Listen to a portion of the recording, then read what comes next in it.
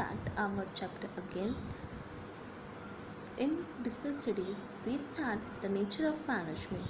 जो nature of management होता है वो हमारा 4 टाइप का होता है. ऑफ मैनेजमेंट ये हमारा 4 टाइप का होता है.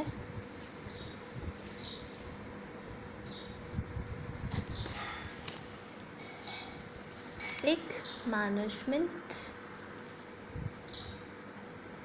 as a science, management as a arts, management both science and arts, and management as a profession.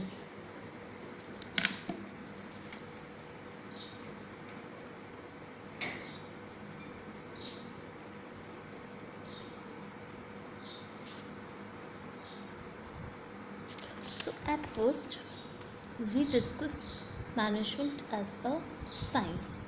इसमें हमारे क्या क्या फीचर होते हैं कि ये क्या होता है, सिस्टमैटिक बॉडी ऑफ नॉलेज होता है हमारा. सिस्टमैटिक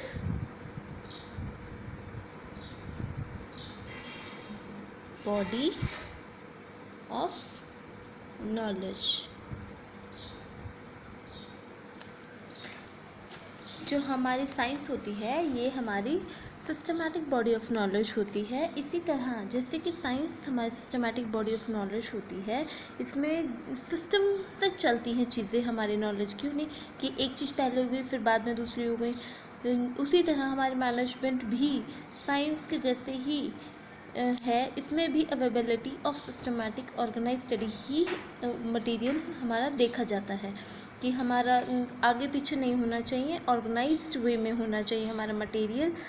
तो हम ये बोल सकते हैं कि ये जो फीचर होता है सिस्टमैटिक बॉडी ऑफ नॉलेज का साइंस का वो हमारी मैनेजमेंट में भी प्रेजेंट है. फिर आता है प्रिंसिपल आर बेस्ड ऑन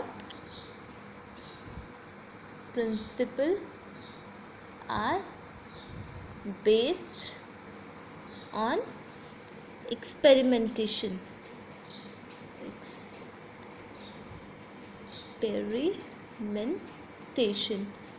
जो प्रिंसिपल होते हैं वो हमारे बार बार एक्सपेरिमेंट के बेसिस पे लिए जाते हैं साइंस में. उसी तरह हमारे मैनेजमेंट के में भी प्रिंसिपल्स होते हैं और वो ऑब्जर्वेशन और एक्सपेरिमेंट से ही लिए जाते हैं. मैनेजमेंट जो होती है वो डील करती है ह्यूमन बीइंग्स पे और उनके बिहेवियर पे, पर जो कि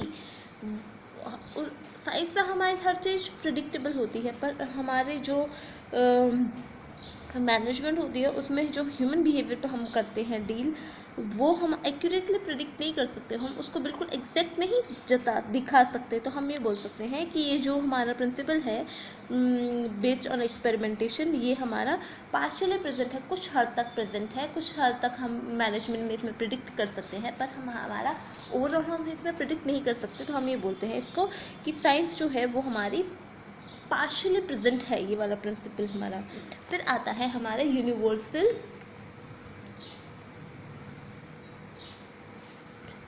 वैलिडिटी. ये क्या बोलता है ये हमारा कि हम कहीं पे भी चले जाए, चाहे वो अफ्रीका हो, चाहे वो अमेरिका हो, चाहे वो इंडिया हो, जो साइंस होती है वो हर जगह एप्लीकेबल होती है, सेम होती है, उसमें कोई चेंज नहीं आता उसके प्रिंसिपल्स वगैरह में. उसी तरह मैनेजमेंट जो होती है वो एग्जैक्ट साइंस नहीं होती. हम उसको कहीं so their application use not universal. जो यूनिवर्सल होती है वो नहीं होती है, कहीं कहीं चेंज हो जाती है, मॉडिफाई हो जाती है सिचुएशंस के हिसाब से. हमारी मैनेजमेंट अलग अलग वेरिएशंस हो जाता है उसमें. इसीलिए हम ये बोलते हैं कि ये वाला जो फीचर है यूनिवर्सल वैलिडिटी का ये हमारे मैनेजमेंट पे नहीं लगता. तो हम इसमें कंक्लूजन क्या देते हैं कि हमने सब कुछ कंपेयर किया साइंस को मैनेजमेंट के साथ, तो हमने ये पाया कि एक फ़ीचर जो है वो तो हमारे प्रेजेंट है, पर 2 फीचर जो है वो हमारे प्रेजेंट नहीं है मैनेजमेंट के साइंस में.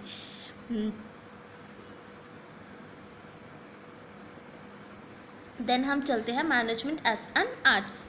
मैनेजमेंट एज एन आर्ट्स जो हम बोलते हैं वो हमारा क्या होता है, ये भी हमारे पहले क्या बोलता है, सिस्टमैटिक बॉडी ऑफ नॉलेज। ये भी हमारा सिस्टमैटिक बॉडी ऑफ नॉलेज होता है। इसमें भी हमारी जो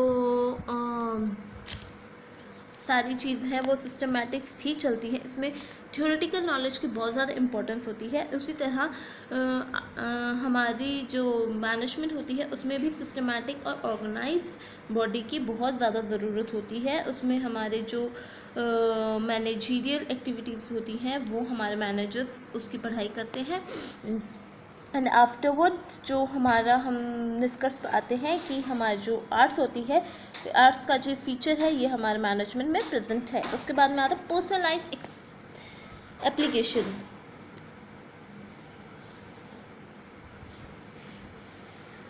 पर्सनलाइज्ड एप्लीकेशन ये क्या होता है कि हमारा पर्सनल वो इंसान की, जैसे कि सीखते सारे अलग अलग एक ही चीज़ है, एक ही मटेरियल है, पर हम उसको अप्लाई अलग अलग सिचुएशन के हिसाब से करते हैं। जैसे कि सीखते सब म्यूज़िक एक जैसे हैं आर्ट्स में, पर उसको अप्लाई करने का तरीका अलग होता है। कोई उसको किसी तरह प्रेजेंट करता है, कोई किसी तरह प्रेजेंट करता है। उसी तरह मैनेजमेंट में भी हमारे जो मैनेजर हैं वो सेम मैनेजमेंट की थ्योरीज पढ़ते हैं, उनके प्रिंसिपल जानते हैं, पर जो एफिशिएंसी होती है वो डिपेंड करती है कि वो उनके प्रिंसिपल्स को डिफरेंट सिचुएशन में कैसे यूज़ करते हैं। ये उनकी पर्सनल स्किल और क्रिएटिविटी पर डिपेंड करती है। सो हम ये बोलते हैं कि ये जो आर्ट्स का फीचर है ये हमारा मैनेजमेंट में भी एप्लीकेबल है। फिर आते हैं हम थर्ड प्रिंसिपल पे, based on practice and creativity.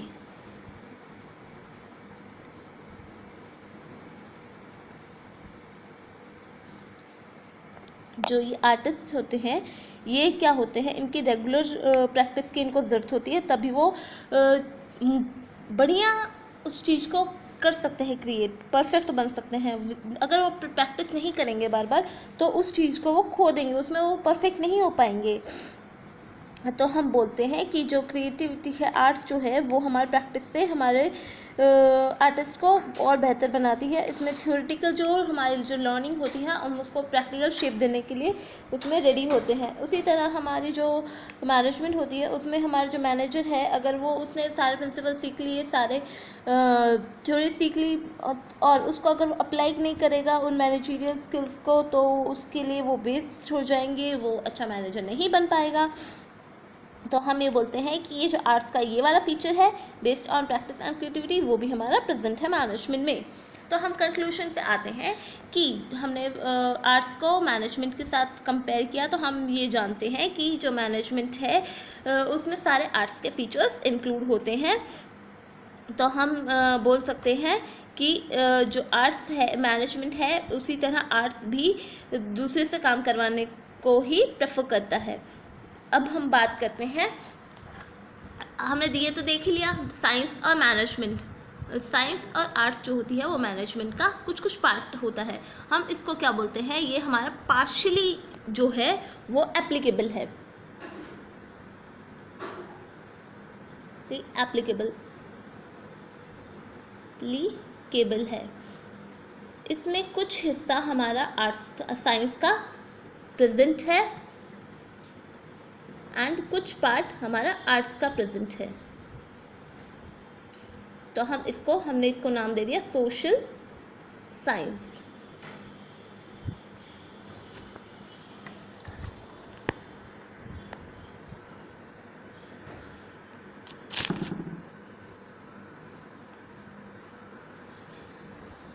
अब हम बात करते हैं मैनेजमेंट एज अ प्रोफेशन। अब ये क्या बोलता है मैनेजमेंट एज अ प्रोफेशन, इसकी कैरेक्टरिस्टिक्स क्या होती हैं, well defined body of knowledge होती है ये मैनेजमेंट एज अ प्रोफेशन। इसमें हमारा अब क्या आता है कि well defined body of knowledge. ये बोलता है कि हमारे पास बुक्स वगैरह तो बहुत सारी होती हैं, पर हमने किसी प्रोफेशन के अंदर जाने के लिए हमें सिस्टमैटिक बॉडी ऑफ नॉलेज की बहुत ज़्यादा ज़रूरत होती है। जैसे कि अगर हम मैनेजमेंट की बात करें तो हमारे मैनेजमेंट में भी सिस्टमैटिक बॉडी बहुत ज़्यादा है।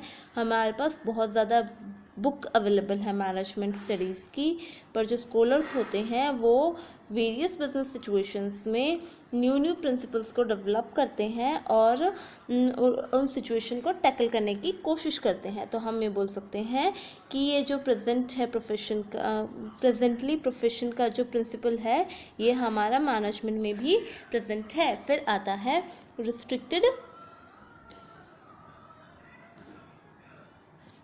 एंट्री।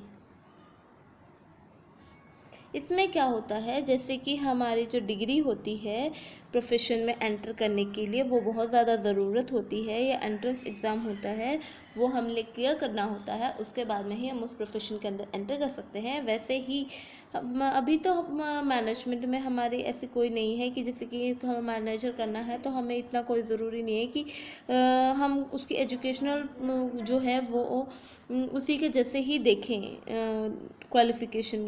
पर अब धीरे धीरे जो कंपनी है वो प्रेफर करती हैं MBA डिग्री को एज अ मैनेजर के पोस्ट के लिए। तो हम ये बोल सकते हैं कि प्रेजेंटली तो ये जो फीचर है प्रोफेशन का वो हमारा नहीं है प्रेजेंट है, पर बहुत जल्द ही हमारा वो इंक्लूड हो जाएगा हमारी मैनेजमेंट के अंदर। फिर आती है presence of professional association. Presence of professional association. इसमें क्या होता है कि जो प्रोफेशन होती है वो इस्टेब्लिश करने के लिए एक हमारे एसोसिएशन शिफ्ट मैनेज की जाती है। उसके अंदर हमारे जो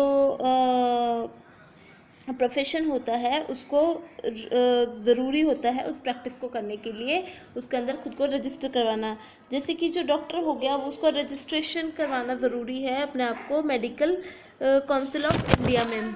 और ऐसे ही हमारे जो लॉ करते हैं उनको ज़रूरी होता है अपने आप को रजिस्टर करवाना। इसी तरह हमारे मैनेजमेंट में मैनेजमेंट ऑफ एसोसिएशन का जो सेट है उसके अंदर भी हमारा अभी तक तो कोई ऐसा नहीं है कि हमें मैंडेटरी कि हमारे मैनेजर को उस एसोसिएशन का पार्ट होने की वजह से हमें रजिस्ट्रेशन करवाने की ज़रूरत पड़ेगी अपने प्रोफेशन को एस्टेब्लिश करने के लिए। पर हमारा अभी तो हमारा ये जो फीचर है प्रोफेशन का वो इसके अंदर इस्टेब्लिश नहीं होता मैनेजमेंट के अंदर, पर धीरे धीरे हम बोल सकते हैं कि इसको भी इंक्लूड कर दिया जाएगा। अब आता है एग्जिस्टेंस ऑफ एथिकल कोड।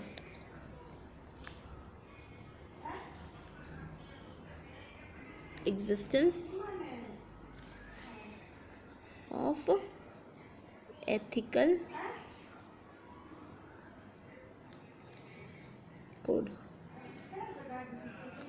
इसमें क्या होता है कि जो हमारी बिहेवियर्स होते हैं मैनेजमेंट में वो हमारे एथिकल होने चाहिए और ये मैनेजमेंट की एसोसिएशन के द्वारा ही कंडक्ट होने चाहिए।